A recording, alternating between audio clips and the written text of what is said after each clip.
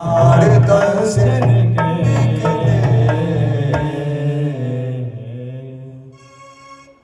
कहते हैं अंतमति सुगति। जैसा मन में भाव रखोगे ऐसी ही गति होगी। राजा भरत जड़ भरत बने थे। हुआ क्या था, जब भरत जी का अंतिम समय आया था, नदी के किनारे बैठे हुए थे, अपना राजपाट कर रहे थे। एक मृगी ने प्रसव जब हुआ उसको, तो एक बच्चे को जन्म दिया पानी में। तो कहने लगे इस बेचारी बच्चे का क्या खोट है, ये मर जाएगी। अंतिम समय चल रहा था और उनका हिरनी जो थी, हिरनी मर गई इस बच्चे को जन्म दे करके। तो उसको पालने लगे। जब पालने लगे तो बड़ा किया, और बड़ा करते करते मेरे भरत जड़ भरत बने। कहते हैं अंतमति सुगति। इसीलिए कहते हैं कि इस शरीर से हर समय जब समय मिले मेरे प्रभु का नाम जरूर जरूर जरूर लेना चाहिए। जब जब आपको ये निरंतर अपने मन में चलता रहेगा, तभी आपको अभ्यास होगा। राधे राधे मैया, राधे राधे। राधे राधे तो बोलना पड़ेगा, 2 दिन और काट लो फिर बिछड़ जाएंगे। राधे जय। इसीलिए हर समय आप काम करते रहो और मेरे प्रभु को, मेरी राधा रानी को रटते रहो। वो सबके बेड़ा पार करती है, वो सबकी रखवाली है, वो सबकी जननी है। जो उनको भजता है ये समझ लीजिए वो स्वयं रक्षा करते हैं, स्वयं छाया बन के आपके साथ खड़ी रहेंगी। और अगर सतत है तो प्रमाण भी मिल जाएगा। मैंने स्वयं प्रमाण देखा है। एक दिन क्या हुआ, किसी आदमी को पैसे देने थे, 6000 कुछ पैसे थे, और सुबह मैंने किसी और को पेमेंट कर दी थी तो पैसा नहीं था। मैंने सुबह आरती करी और आरती करके अरदास लगाई, मैया आज तेरे हाथ में मेरी लाश, देख लेना क्या करना है बस। आप यकीन मानना, शाम तो दूर, 2 सवा 2 का टाइम हो रहा होगा, 2 सवा 2 बजे तक मेरे पास 7,500 रुपए आ गए। आप बताइए आप इसको क्या कहेंगे? सच्ची बताना, मैं सबसे पूछ रहा हूं। और आपके साथ भी ऐसा होता होगा। ये हमें श्रद्धा होनी चाहिए, विश्वास होना चाहिए। द्रौपदी जी का बहुत बड़ा उदाहरण है। जिस सभा में द्रौपदी जी बैठी हुई थी, उस सभा में 10-10 हजार हाथियों के बल के योद्धा बैठे हुए थे। और द्रौपदी के स्वयं कितने पति थे? 5 पति थे। एक नहीं था, 5 पति थे। और सब एक से एक बलवान, ज्ञानवान, धनवान, विवेकवान, बुद्धिमान सब तो थे। स्वयं धर्मराज भी थे उनके पतियों में, लेकिन मैया की लाज नहीं बचा पाए।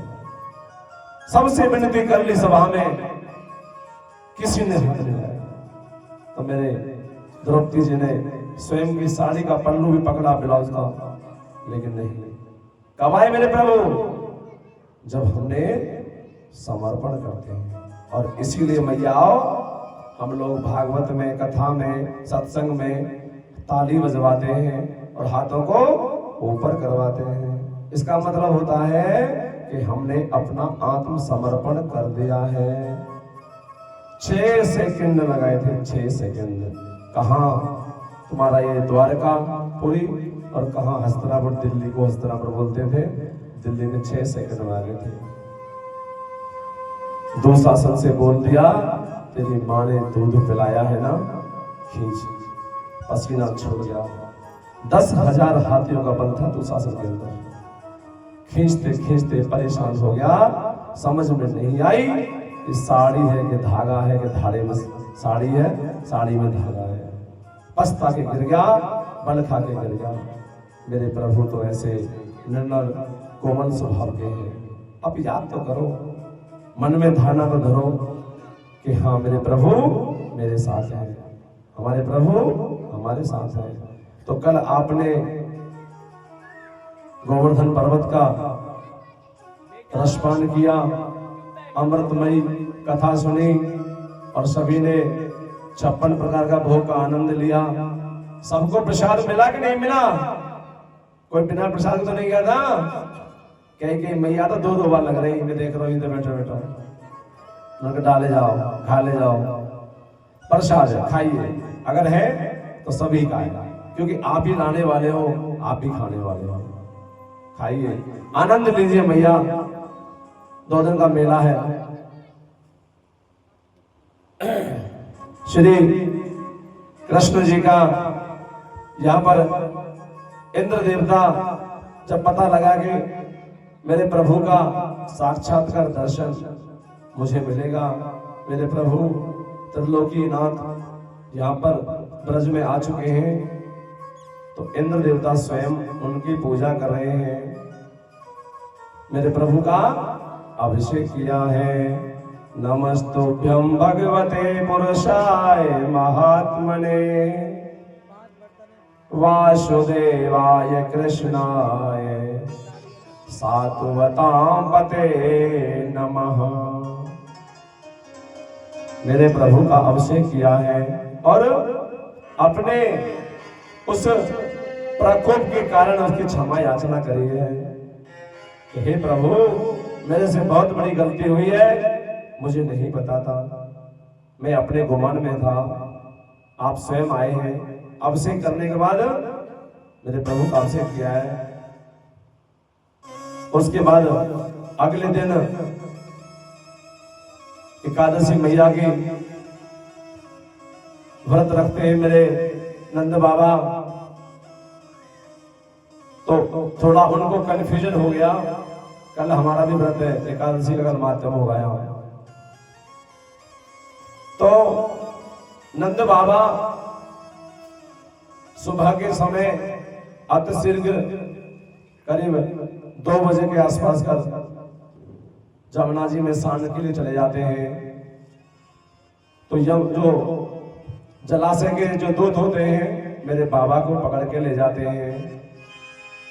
कहते हैं ना, कभी आपने गौर किया होगा कि पेड़ पौधों को और जलाशय, सरोवर, यमुना, गंगा का स्नान 4 बजे से पहले, 3:30 बजे से पहले नहीं करना चाहिए। पेड़ों को भी शाम के बाद कभी नहीं तोड़ना चाहिए, नहीं चढ़ना चाहिए। जैसे हम सोते हैं ये भी सोते हैं, ये भी शयन करते हैं। ये 84 लाख योनियों में इनकी भी गिनती होती है। समझ जाना, रात के समय झाड़ू नहीं लगाने चाहिए। माताओं से विनती है, रात के समय झाड़ू मत लगाया करो। जो झड़ गया ठीक है, सुबह झाड़ू लगाओ, कपड़ा से साफ कर दो, ज्यादा अर्जेंट है तो, नहीं तो झाड़ू मत लगाया करो। कुछ काम हमारे करने से भी होते हैं। जैसे जब भी सोने जाओ आप हाथ मुंह धो के सोना चाहिए। कभी भी गलते सपने नहीं आएंगे, हाथ मुंह धो के सो दो, नींद अच्छी आएगी, बेचैनी नहीं होगी। करके देख लेना आप आज से ये बात। जब सोने जाओ उससे पहले हाथ मुंह धोना चाहिए, भोजन करो उससे पहले हाथ मुंह धोना चाहिए, कुल्ला करना चाहिए। जितनी तन की शुद्धि रखोगे उतने ही अच्छे विचार आएंगे। कहते हैं जैसा पियोगे पानी ऐसी होगी वाणी, जैसा खाओगे अन्न वैसा ही होगा मन, जैसी करोगे संगत ऐसी होगी रंगत, जैसा पियोगे पानी ऐसी होगी वाणी। इसीलिए जितना हो सके माता बहनों साफ सफाई रखो। साफ सफाई रखोगे तो घर में लक्ष्मी का वास होगा। अब क्या हुआ, नंद बाबा को जब पकड़ के ले गए तो कान्हा जी को पता लगी मेरे बाबा को कौन ले गया है। पता चली बाबा जमुना जी के अंदर हैं। जब गए मेरे कान्हा जी स्वयं तो चतुर्भुजी रूप में वहां दर्शन हो रहे हैं और कान्हा जी को पकड़ रखे हो है। जमुना मैया स्वयं पटरानी है। अभी आगे आएगा तो दूतों ने क्या किया, नंद बाबा को पकड़ रखा है। तो कहने लगे प्रभु आप हमारे धाम में पधारे हो, आप हमने क्यों नहीं बताया, हम ही स्वयं वहां आ जाते। तो मेरे कन्हैया कहते हैं कि आपने हमारे बाबा को पकड़ रखे हो है। तो कहते हैं बहुत बड़ी भूल हुई हमसे, हमें क्षमा कर दीजिए, हमें नहीं पता था। क्योंकि ये बाबा समय से पहले जमुना स्नान करने आ गए थे, इसी करके हमारे दूत इनको पकड़ लाए हैं।